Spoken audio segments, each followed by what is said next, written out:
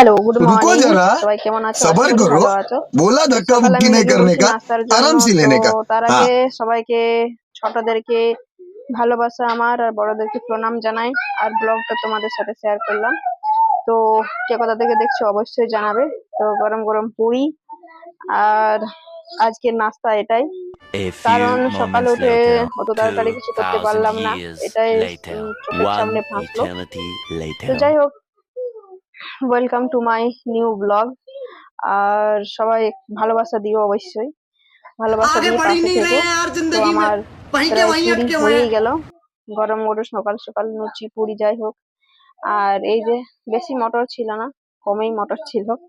তো রাত্রে ভিজতে দিয়েছিল বাবু মশাই, আমি তো জানিও না, সকালে দেখলাম যে মটর আছে।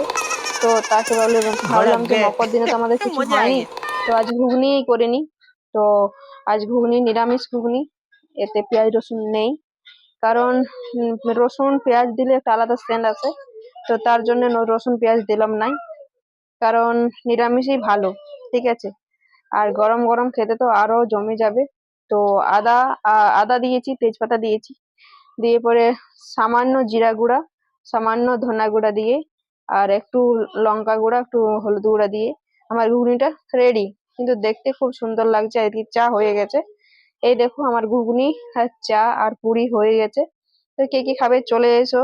আর এরকম নতুন নতুন ভিডিও দেখার জন্য অবশ্যই পাশে থেকো। তো টাটা, বাই বাই, সবাই ভালো থাকো, সুস্থ থাকো। তো